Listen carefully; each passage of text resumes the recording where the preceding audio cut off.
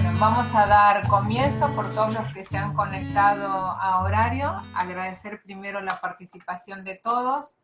Muchísimas gracias por estar del otro lado. Me llamo Cirlia Álvarez, soy enfermera en control de infecciones. Actualmente soy la presidenta en este nuevo ejercicio de la Asociación de Terapia, Infusión y Seguridad del Paciente. Hoy en día vamos a dar comienzo a una de las primeras 4 webinars que vamos a tener en el año, ¿sí? En el primer webinar va a hablar nuestra compañera y colega, la licenciada Silvia Margalejo Rafín. Ella es diplomada en calidad y seguridad del paciente, es supervisora de calidad de atención de enfermería en el Hospital Militar Central, es enfermera en control de infecciones de la Clínica Adventista de Belgrano de la Ciudad de Buenos Aires y actualmente trabaja en el programa de control de infecciones del Centro Infectológico del Dr. Daniel Stambulian de FUNSEI. El primer webinar va a tratar, digamos, sobre las recomendaciones o la última evidencia o qué hay de nuevo relacionado a lo que es la terapia infusional, donde vamos a tratar de abarcar los temas relacionados a los diferentes tópicos de accesos vasculares, tanto centrales como periféricos, desde la actualidad y versus la evidencia, y también por ahí sumar un poquito qué es lo que hacemos en la práctica diaria y qué es lo que tenemos que hacer, digamos, en relación a la evidencia científica disponible. Así que, ameritando el tiempo que por ahí ya hemos prestado a la presentación, voy a dar comienzo a que la licenciada Silvia Margalejo pueda empezar con su disertación.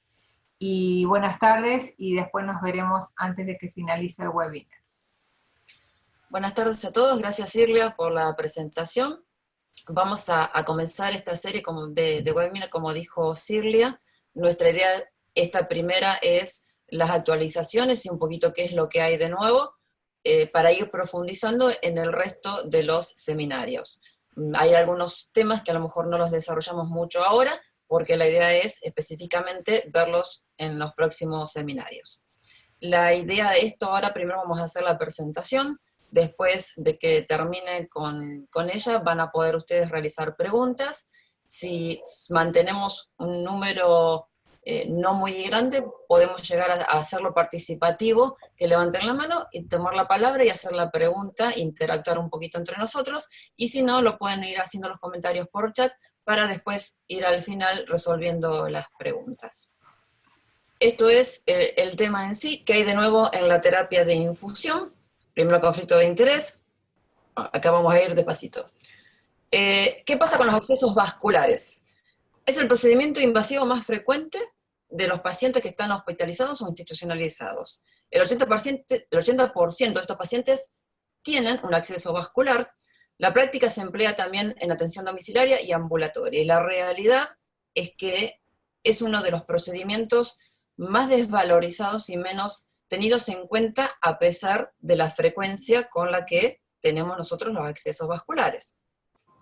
¿Cómo podemos hacer el equilibrio entre esto, entre brindar un beneficio y de evitar el daño que habitualmente nosotros tenemos en los accesos? ¿Cuáles son los objetivos de la terapia de infusión? Obviamente es completar la terapia exitosamente, minimizar el número de intentos de venopunción, reducir los costos, reducir el tiempo de trabajo, mejorar la satisfacción del paciente, mejorar la seguridad del paciente y eliminar las complicaciones relacionadas con el proceso en sí de la terapia de infusión. ¿Cuáles son las complicaciones que podemos llegar a tener de forma inmediata? Un daño inadvertido del catéter, esto a veces no lo podemos nosotros visualizar en un primer momento porque es muy pequeño. El daño de la pared del vaso o punción arterial, la colocación inadecuada, neumotoras cuando son en el caso de las vías centrales, y la contaminación del sitio de inserción. Complicaciones tardías, tenemos flebitis, infiltración, extravasación, daño del dispositivo, migración del catéter, movilización del catéter y retiro involuntario, lesión de la piel, bacteriemias asociadas a catéter, sepsis o oclusión. ¿Qué es lo que nosotros queremos hacer siempre? Terminar exitosamente la terapia de infusión. ¿Es posible esto? Para lograrlo hay algunas recetas mágicas, tenemos que ser superhéroes. La realidad es que no podemos hacerlo, podemos prevenir las complicaciones, pero tenemos que trabajar en esto. Tenemos que tener en cuenta siempre la gestión del capital venoso. Administrar adecuadamente estos recursos vasculares de los pacientes con el fin de garantizar su integridad y la disponibilidad futura. El capital venoso del paciente no es infinito, todo lo contrario, tiene su fin y debemos cuidarlo porque un acceso venoso perdido para el paciente puede complicar una próxima terapia de infusión. Esto que tenemos que tener en cuenta, el sistema venoso es único, no tiene reemplazo, no es ilimitado, cada punción agrede su integridad y deja una huella. Aunque nosotros no lo percibamos, estas huellas quedan en el paciente. Su uso indiscriminado lo agota. Todos hemos pasado en nuestras prácticas recibir pacientes con una dificultad de accesos vasculares por los antecedentes de las vías que fueron colocadas. Su estado influye en la calidad de vida de los pacientes y tenemos que tener esto muy en cuenta, que las venas parecen mucho, pero la realidad es que son poquitas. Entonces, ¿qué es lo que encontramos de nuevo en los accesos vasculares? ¿Qué tenemos que tener en cuenta? Algunas cosas no parecen tan nuevas, pero las tenemos que recordar. Los tipos de catéter, de acuerdo al procedimiento, de acuerdo a la medicación, vamos a pensar. No tenemos que seguir con la costumbre de tenemos que instalar una vía, tomamos lo que tenemos a mano. Tomamos nuestro segundo y pensar qué es lo que necesita el paciente para completar esta terapia. Accesos periféricos cortos, simples o con estabilizaciones. Tenemos catéter de acceso central, de acceso periférico que son centrales, los llamados PIC, la hemodiálisis y los centrales con diferentes lumen. Tenemos que tener en cuenta el material de catéter, tenemos que ya utilizar lo que es todo poliuretano, porque ha demostrado muchísimas ventajas. El teflón como ven de la pantalla, se quiebra. ¿Qué pasó todo? Ven cómo el teflón se quiebra, en cambio el polímero es un material que es termosensible, por lo tanto no se va a fracturar, no se va a quebrar y vamos a poder completar mejor la terapia. Toma el movimiento de la vena, lo mismo que los catéteres centrales y algunos son impregnados en antimicrobianos. La técnica de colocación tiene que ser un procedimiento a cargo de un experto. Tenemos que tener en cuenta que esto no tiene que ver con los años de experiencia que nosotros tengamos, es con la expertise, es con lo que nosotros podemos llegar, o comúnmente decimos, es que alguien tiene mejor mano para colocar un catéter que otro. Entonces, hay veces, cuando vemos al paciente que realmente su capital venoso está complicado, cederlo primero. Y si nosotros hicimos 2 intentos, saber corrernos un poquito al costado para no perjudicar más al paciente. Preparación antiséptica adecuada del sitio de inserción, una técnica séptica en la inserción del catéter y el cuidado del sitio, usar el menor calibre, esto lo tenemos que tener en cuenta, y si disponemos la mejor longitud del catéter que permita la terapia. Siempre va a ser más adecuado el menor calibre para no lesionar estas venas. Tenemos que tener en cuenta también el lugar anatómico de inserción. Para lo que es las vías periféricas, siempre las áreas de flexión y las extremidades inferiores, con la excepción de los que son neonatos lactantes, que siempre es una gran excepción a casi todas las recomendaciones. Y para las vías centrales, evitar el acceso femoral, preferir un subclavio, porque siempre se va a mantener una zona mucho más limpia, pero acá a veces tenemos discusiones con los terapistas, porque ante la emergencia ellos prefieren siempre un acceso femoral. Si el paciente en su momento lo requiere por la emergencia y se coloca el femoral, evaluarlo para evaluar si realmente se puede cambiar hacia otro catéter que no sea un central de inserción o un periférico. Pero en lo posible, si no puedo dar la garantía de que se conserve correctamente, cambiarlo cuanto antes. El tiempo que está colocado el catéter, para esto me puedo hacer los algoritmos y ver qué es lo que voy a elegir. Las infusiones, de acuerdo a qué tipo de infusión, lo voy a tener que tener en cuenta. Esto no estamos muy habituados a evaluar. El pH de la solución, que es un parámetro tendiente a estabilizar la molécula y que permita mantener el principio activo químicamente estable. La osmolaridad, en realidad tenemos que tener más en cuenta esto que el pH, es la medida de concentración total en osmoles y litro, y lo normal para los fluidos corporales es de 300 miliosmoles. Por lo tanto, no deberíamos de administrar por una vía periférica algo más de ese 300 miliosmoles. Esto es lo que deberíamos de tener en cuenta.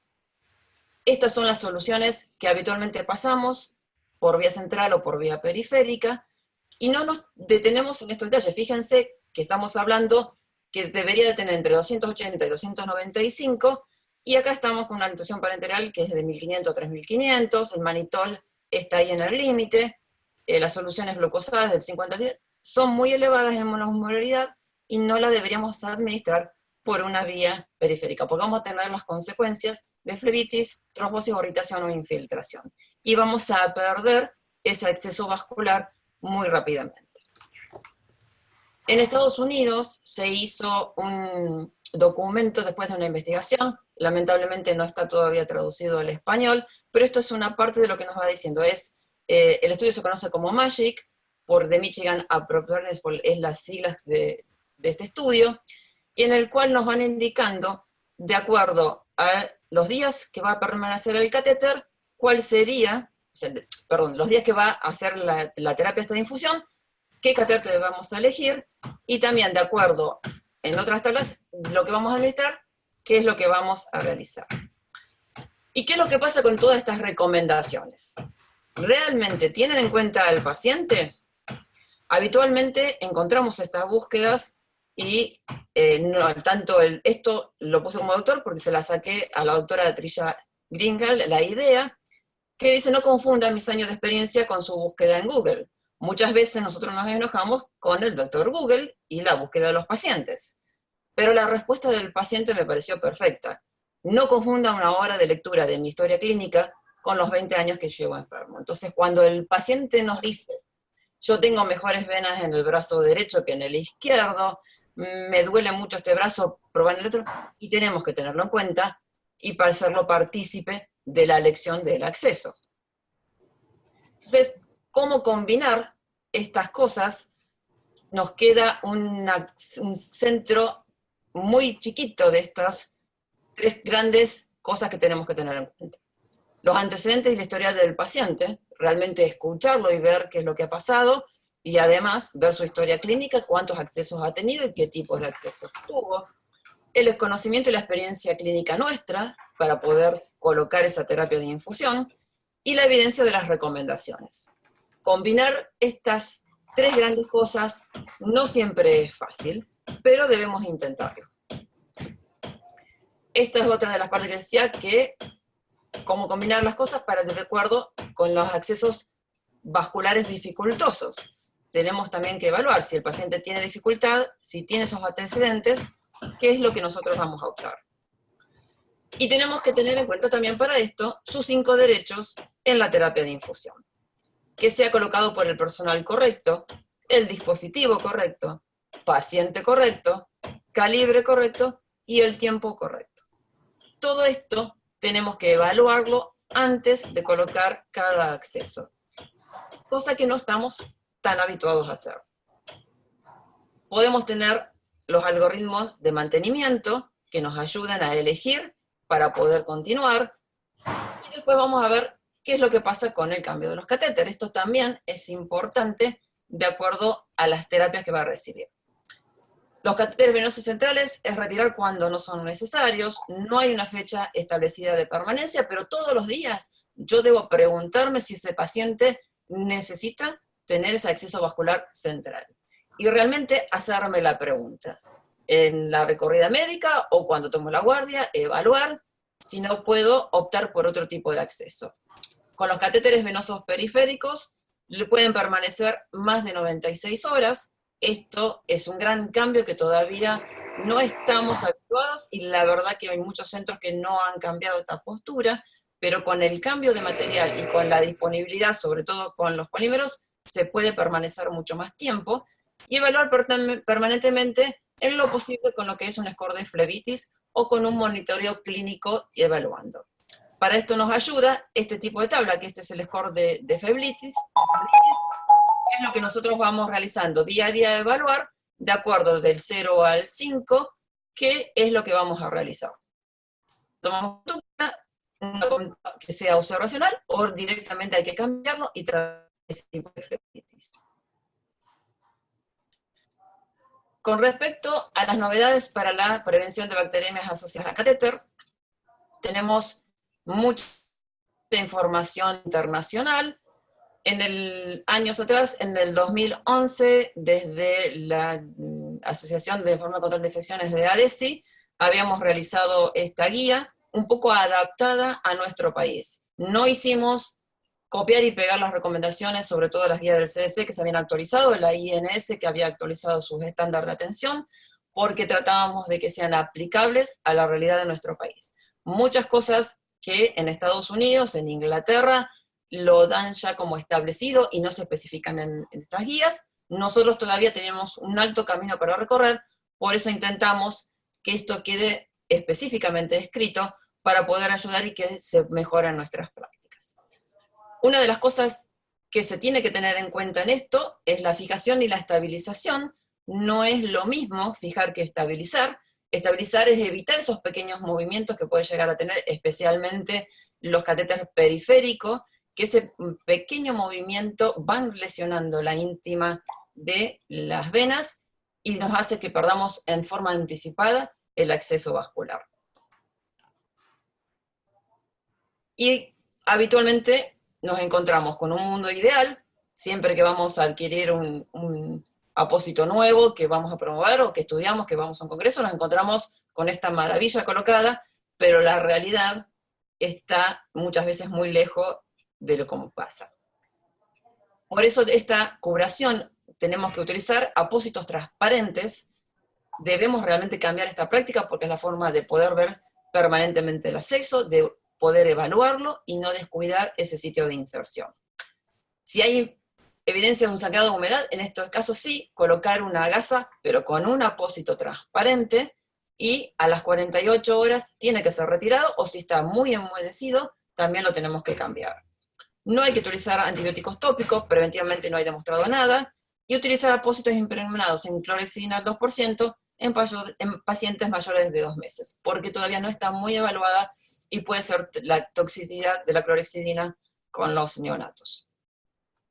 Esto se incorporó en las últimas actualizaciones del CDC, porque en las que habían hecho en el 2011 todavía no tenían la evidencia científica, cuando se realizó ahora únicamente la actualización. Hace unos años el CDC tomó la medida de poder modificar, hacer algunas actualizaciones sin actualizar todo el documento. Únicamente hace referencia a lo particular que se actualizó. Y que está incluyendo los apósitos transparentes con gel de clorhexidina. Esto está en toda esta evidencia que se ha ido incorporando.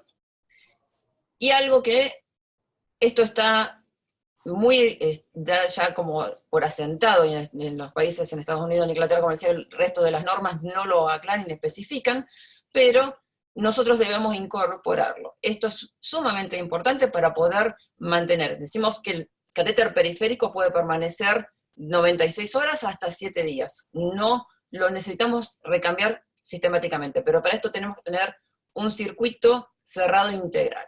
Esto tiene que estar cerrado por completo, desde la solución parenteral, desde el frasco hasta la vena del paciente. Para poder lograrlo, lo que tenemos que tener en cuenta es esto: los envases flexibles que sean autocolapsables, también los que se pueden poner paralelos, tanto el principal como el paralelo.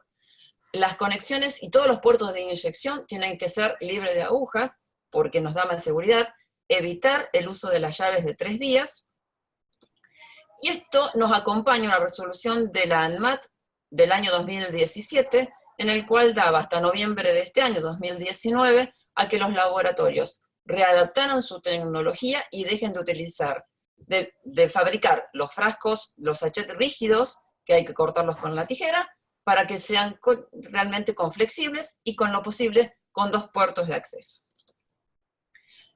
La medicación la tenemos que administrar por los puertos realmente sin aguja, ya sea para evitar los accidentes, los cortopunzantes, y las llaves de 3 vías, ya que corren el riesgo permanentemente que se desconecten. No podemos hacer la antisepsia. Nosotros, para acceder, debemos hacer una antisepsia como corresponde, una fricción por 16 segundos, o utilizar los oclusores con antiséptico, que son estas tapitas que las dejamos en el puerto, están impregnadas en alcohol, se dejan cuando nosotros vamos después de dar la medicación, sacamos la tapita, administramos la medicación y volvemos a colocar una tapita nueva. Eso nos garantiza la antisepsia. Si no, tiene que ser por fricción durante 16 segundos.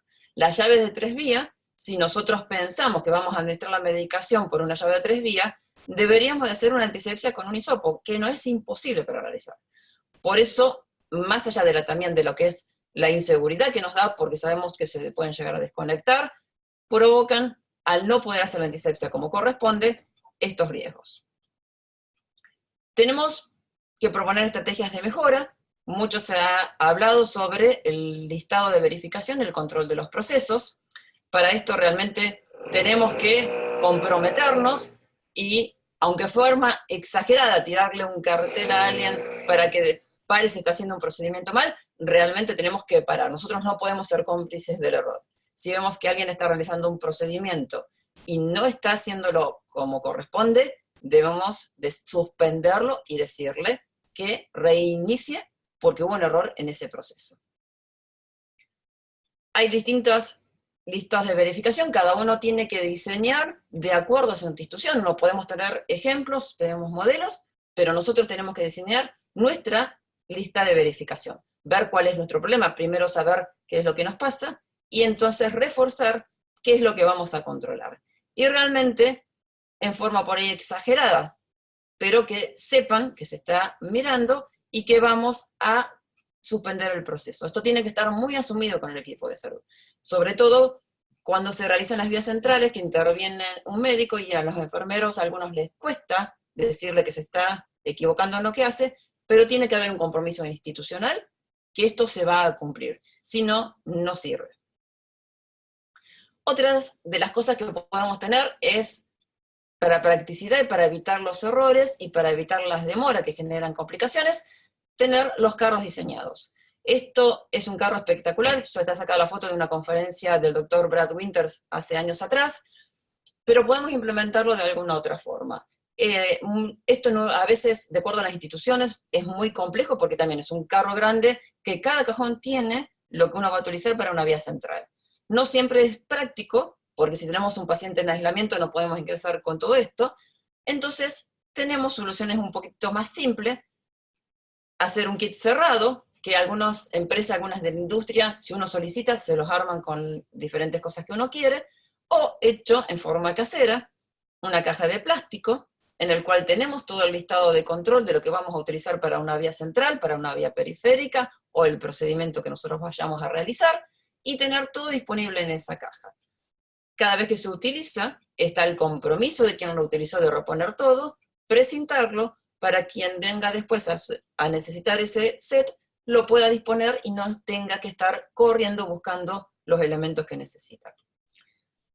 También tenemos que empezar un poquito a amigarnos con la tecnología. No siempre no es sencillo con los costos, pero tenemos los visores de vena que nos ayudan muchísimo a poder elegir bien qué es lo que vamos a realizar para evitar las válvulas, cuando son pacientes complejos y cuando no son complejos. Si tenemos el equipo, tenemos que utilizarlo porque realmente va a ayudar a la práctica. Y también empezar a practicar y a conocer la tecnología, lo que es con las vías profundas, sobre todo las que son las vías periféricas también, a través de la ecoguiada.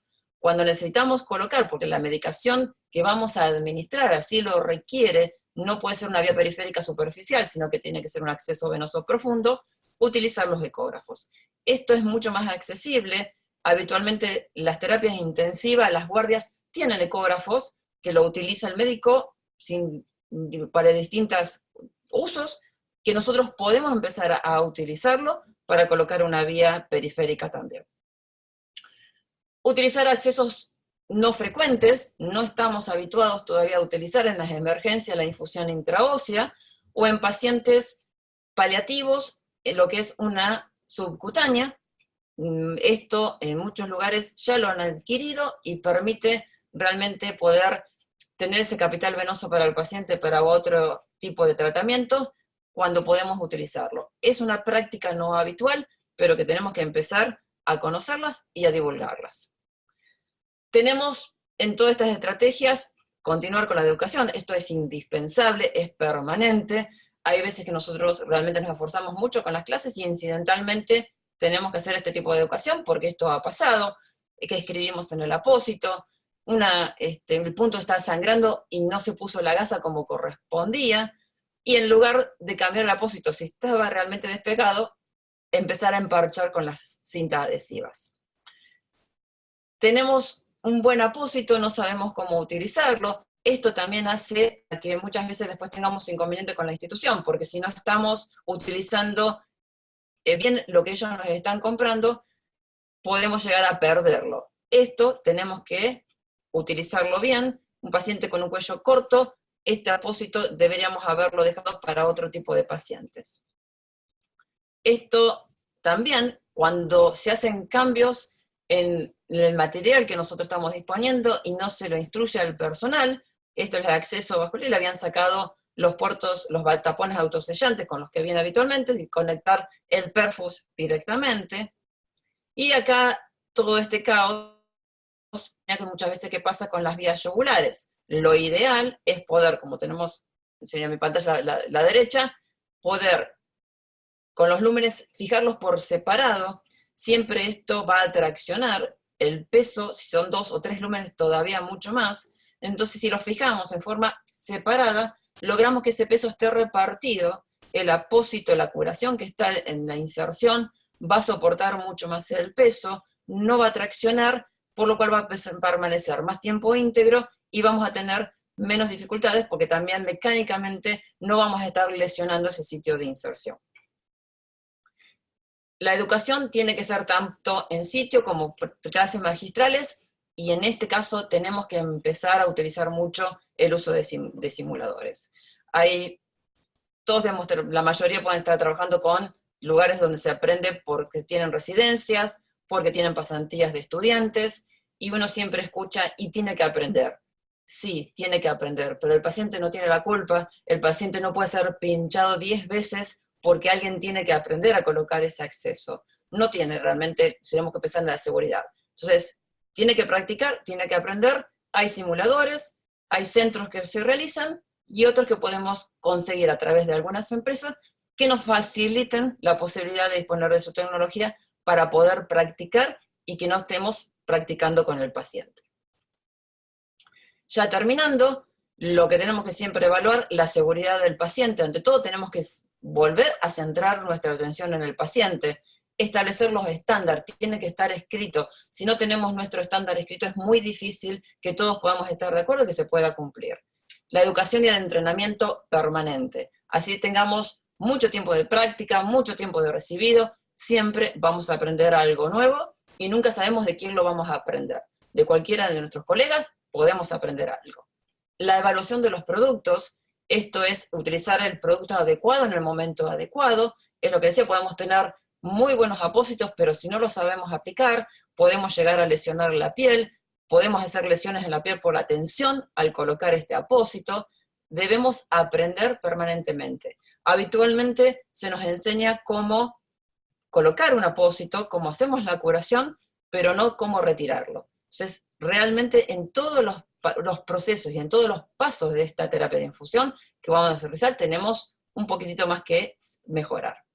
Y obviamente trabajar para promover los cambios. Siempre es mucho más fácil cuando la calidad llueve, cuando los directivos de nuestras instituciones están comprometidos con la calidad de atención al paciente y nos dan las directivas para hacerlo. Pero también nosotros de a poquito podemos ser generadores de estos cambios. Y esto es para evitar estas cosas. Esto es una foto ya de varios años que algunos me han escuchado. Cuando a mí me llaman porque mi mamá había sufrido un accidente, viajo a donde estaba internada y me encuentro con esto. Si lo ven, son las cintas de pintor, las cintas de enmascarar, y realmente no podemos seguir permitiendo que a nuestros pacientes nos traten de esta forma. En este caso fue un familiar, tenía puesta también un periférico con una aguja ahí tapado que no sabemos para qué, o podemos ser nosotros. En algún momento nosotros vamos a estar de ese lado. Entonces tenemos que trabajar realmente como si fuera nuestro familiar, como si fuéramos nosotros que tenemos en esa cama, y cuidarlo y centrar nuestra atención en ellos. Y con esto cierro y esperamos que les haya gustado, y ahora algunas preguntas que quieran realizar. Bueno, muchísimas gracias Silvia por tu presentación.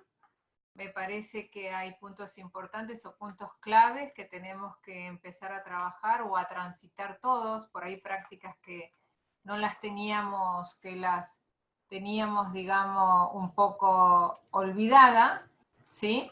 Es en contar con estándares de proceso, trabajar un poco más en lo que es educación y entrenamiento, y sobre todas las cosas creo que es un punto importante y primordial para esta época en que vivimos, es evaluación de las competencias de los profesionales.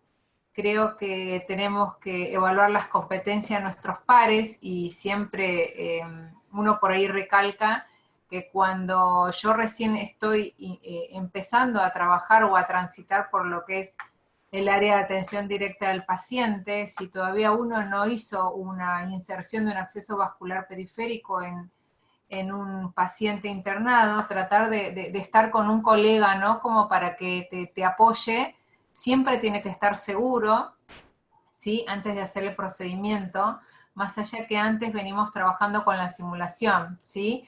Estar seguro en el proceso, respetar las técnicas y procedimientos, empoderarse de lo que uno hace para evitar todos estos eventos adversos que estuvimos viendo, y bueno, trabajar un poco más también en lo que es siempre evaluar el capital venoso del que nosotros vamos a usar para insertar un acceso vascular periférico. Trabajar con nuestra institución en mejorar los insumos y en poder valorar, como vos dijiste, en los insumos que tenemos de las nuevas tecnologías, poder usarlos bien. Me parece que eso está muy bueno, hay que rescato mucho eso de tu presentación, y creo que tenemos que trabajar un poco más en esto. No sé vos qué opinás, y vemos las preguntas del panel. Tenemos que pues, aprovechar la tecnología. Muchas veces nuestra institución hizo una gran inversión en comprar algún producto, en comprar un equipo, y nosotros no lo utilizamos. Después cuando querramos obtener alguna otra cosa nos van a decir, y no, porque yo ya compré esto y ustedes no lo usan, lo tengo en un depósito, no vamos a seguir. Y si tenemos la posibilidad de contar con las mejoras, tenemos que hacerlo. Tenemos que seguir permanentemente trabajando, porque corremos ese riesgo de poder perder, y en definitiva que siempre va a perder es el paciente. ¿Vos ves alguna? Si querés comenzar con las preguntas. En el panel. No veo el panel. Está compartida la pantalla, por ahí si no la compartimos.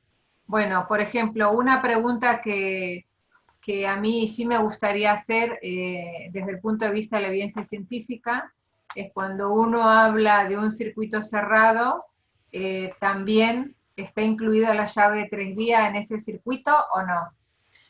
No, cuando hablamos de circuito cerrado integral es con los conectores. Tenemos muchas posibilidades ahora de contar en el mercado con los tapones autosellantes, con distintos tipos de válvulas, y muchas veces vienen los puertos con, las guías de infusión con puertos múltiples. Entonces, para hacer una conexión de varios paralelos no necesitamos tener la llave de 3 vías. Las llaves de 3 vías no nos sirven para administrar medicación porque es abierto. Cuando nosotros introducimos la jeringa o utilizamos el paralelo, en el conector deberíamos hacer una antisepsia con un hisopo para poder ingresar, y eso es imposible de hacerlo. Queda abierta y se contamina. Pero además ayuda a la inseguridad, porque se pueden desconectar. Sabemos que no todas las mayorías vienen con el rock, se quiebran y corremos el riesgo de suspender la terapia y contaminar todo. Bueno, tenemos varias preguntitas. Por ejemplo, Claudia Baccaroni dice si el mantenimiento del catéter de PIC se lava con solución fisiológica o sello de heparina. Cuando se introduce, cuando en la realidad está un poquito discutida afuera, pero se puede con solución fisiológica y con el poder hacerlo. Bien, otra pregunta que tenemos de Fabián es, ¿alguna recomendación diferente o especial en relación a la infección de quimioterapia o algo nuevo o diferente a la infección? Bueno, creo que el tema de lo que es quimioterapia o paciente oncológico lo vamos a ver por ahí en otra webinar, pero bueno, él está haciendo esa consulta. Si hay novedades con la infusión, no con, no sé, Sí. con la infusión del quimio, la realidad es que tenemos que evaluar las drogas que están administrando. Nosotros no tenemos mucha práctica, o sea, no es habitualmente hacerlo con accesos periféricos. Hay drogas que se pueden administrar y con esto de que poder dejar el acceso periférico mucho tiempo. Entonces directamente le colocan un PIC o un portacat. Hay algunas drogas que se pueden administrar por vía periférica, que nosotros podemos colocar un catéter periférico que sea, por supuesto, con un polímero, que tenga estabilización y que puede llegar a tener 10 días o más de duración. Nosotros en el hospital hemos hecho diferentes trabajos con estos catéter y algunos pacientes hematológicos que se ingresaban al hospital para hacer su pool de medicación de 10 días, se le colocaba este catéter y realmente la iniciaba y la finalizaba con el mismo catéter. Entonces para el paciente era un alivio porque no tenía una vía central, que siempre tiene sus complicaciones, no se le estaba continuamente invadiendo, recolocando el catéter. Por eso les digo que tenemos que siempre pensar qué es lo que vamos a hacer. Siempre y cuando, como les decía, las drogas que sean quimioterapia acepten una vía periférica. Recordemos que algunas sí y otras no se pueden colocar y no queda otra opción que colocar un portacat o una vía central. Pero bueno, si nosotros lo pensamos, podemos llegar a lograrlo. Está bien. Adriana consulta, ¿las vías percutáneas en neonatología para mantenerlas, se puede dejar heparinizada o con infusión continua? En realidad es lo mismo cualquier vía central, o sea, si el catéter con la misma pregunta del PIC, se puede dejar siempre, si nosotros lo que vamos a hacer, utilizar la medicación en forma paralela, lo que nos conviene es cerrar el puerto, mantenerlo limpio y no con infusión continua. No, tenemos un paciente ya sea pediátrico o adulto que tiene una vía con varios lumen y se van cerrando porque se va descomplejizando, es conveniente cerrar el puerto y no estar, por las dudas de mantenerlo libre, pasar en paralelo a 24 horas, o sea, durante el día. Siempre es más recomendable, para evitar esa manipulación, cerrarlo y mantenerlo limpio. Bueno, otra consulta que creo que en un futuro dentro de lo que es la Asociación de Terapia Infusión va a estar escrito, basado en las recomendaciones. Lo que consulta Fabián es si los portacat sellado con fisiológico o heparina, si es heparina, ¿cuál es la dilución? Tanto para el paciente pediátrico y adulto. La dilución de las cosas fue lo mínimo. La realidad es que tenemos que evitar la cantidad de heparina, no hay una dilución. Muchas veces lo que hacemos es heparinizar la jeringa, sacarle y después administrarle con eso fisiológico.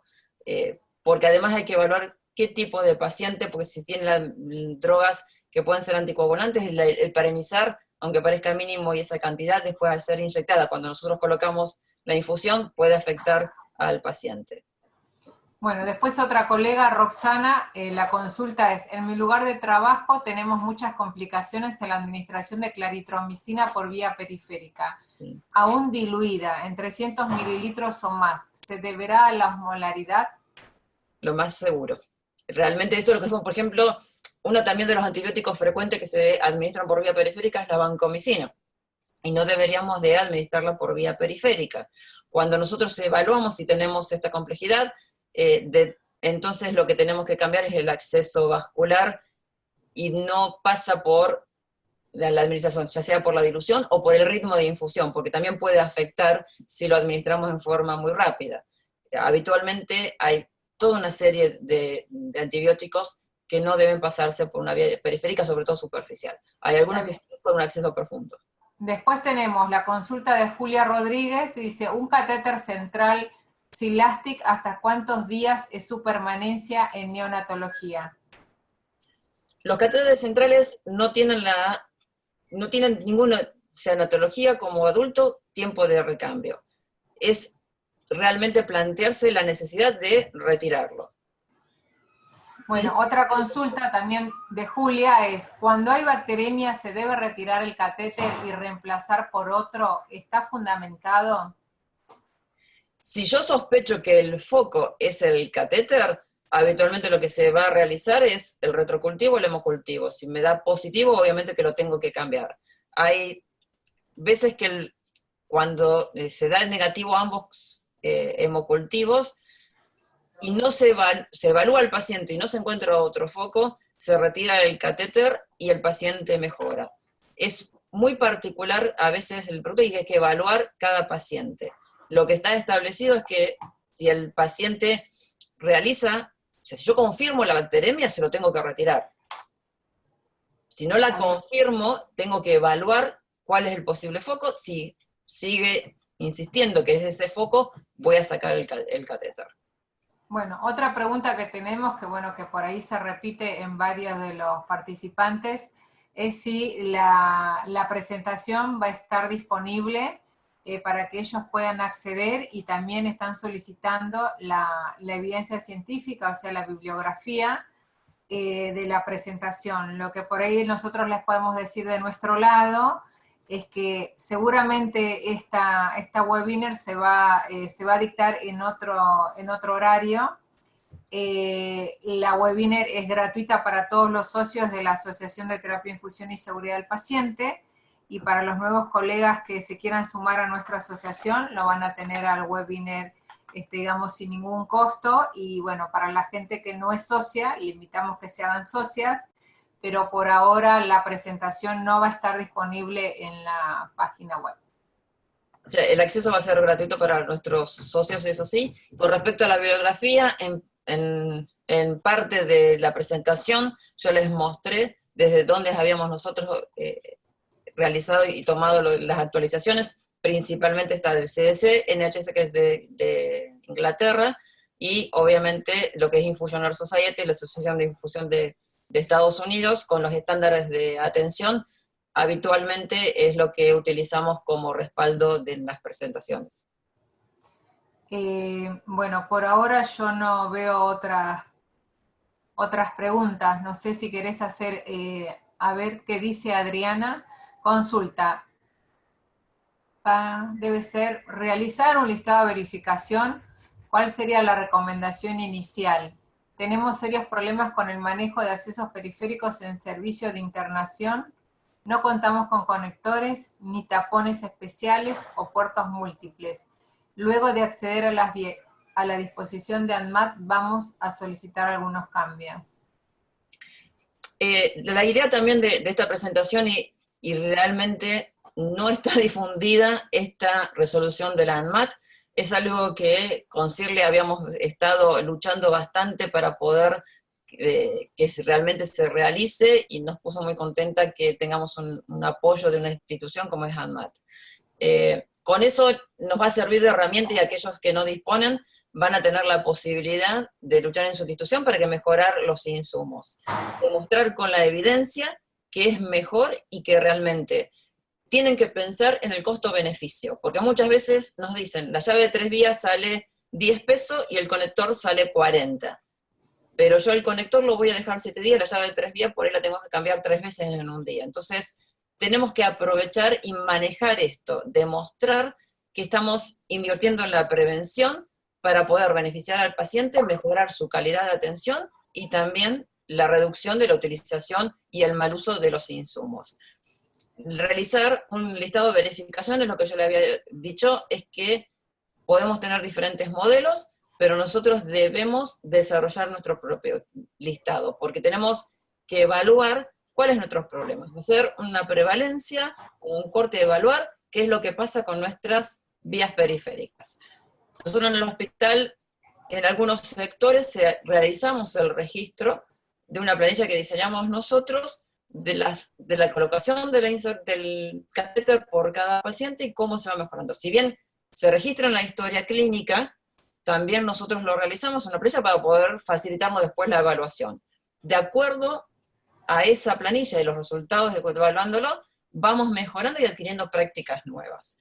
Por eso es muy importante saber qué es lo que tenemos, pero tenemos que medir qué es lo que pasa a nosotros para poder presentar y hacer el cambio. Porque lo que no se mide no se puede mejorar. Y si no le damos números, no le damos datos a los directivos, va a ser todavía más difícil poder mejorar. Está bien. Por ejemplo, a ver, ¿qué les quiero recordar antes de que me olvide? Una vez finalizado la webinar, van a estar recibiendo una encuesta donde les agradeceremos si nos pueden dar las respuestas y también qué temas ustedes, digamos, a futuro quieren que nosotros tratemos, ¿sí? Desde ya nosotros agradecemos su participación, su apoyo y de paso los invitamos a nuestro congreso que va a ser el 11 de noviembre en la ciudad de Buenos Aires. Bueno, tengo otra pregunta. En mi lugar de trabajo no tenemos disponibilidad de apósitos. ¿Cuál sería la técnica o tela adhesiva para suplantar la fijación y la inmovilización, el acceso vascular? La realidad que si vamos con la evidencia científica no podemos cambiarlo. El problema de las cintas adhesivas, además de lesionar la piel del paciente, tenemos que colocar la gasa, porque el acceso tiene que estar cubierto. No podemos colocar una cinta adhesiva, el que no está estéril, que tiene pegamento, como pega todo, pega también los bichos, entonces si nosotros colocamos la cinta directamente en la vía, que es un punto de inserción, lo vamos a contaminar. Tenemos que poner una gasa y por encima la cinta.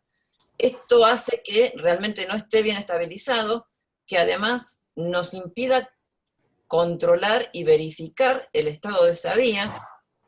Si queremos realmente, antes de administrar medicación, deberíamos de observar si tiene algún problema, por lo cual hay que cambiar la curación, o sea, la gasa y la cinta, varias veces. Por lo cual termina siendo más costoso. Entonces, lo posible tenemos que cambiar. La realidad que, como evidencia científica, no hay opciones.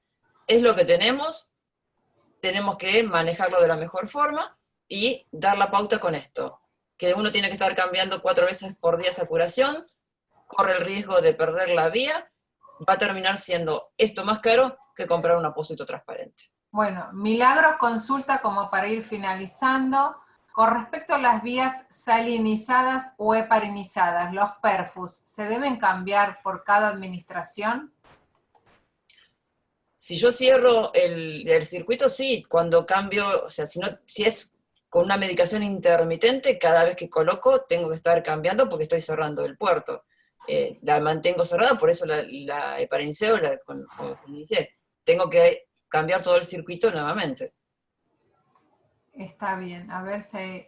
después tenemos otra consulta que dice, ¿entregan certificados de esta actualización en infusiones?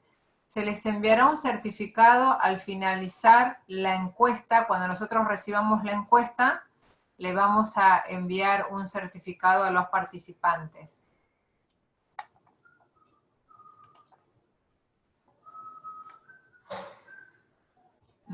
A ver, creo que no tenemos ninguna otra pregunta. No sé si querés comentar algo más. A ver, tengo una más que dice, la curación del catéter de vía central o los catéteres tunelizados, ¿cada 7 días se curan o si se encuentran visiblemente sucios? Si tenemos un apósito transparente, puede llegar a estar hasta 7 días. Es lo que recomienda habitualmente el fabricante. Si una vez colocado hasta los 7 días permanece intacto, sí.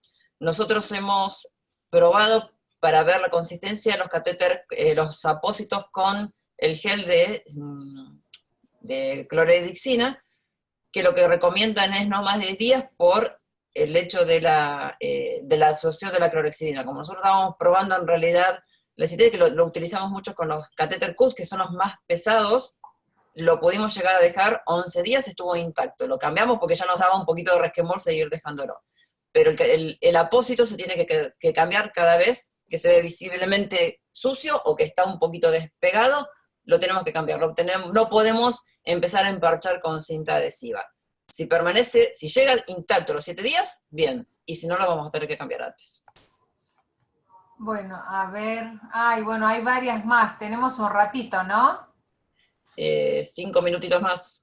5 minutitos más, dice la de la curación, ya pasamos. Una consulta más. Infusión subcutánea, ¿novedades o alguna recomendación específica para Fabián? Esto es una de las técnicas que vamos a intentar desarrollarlo. No hay muchas novedades.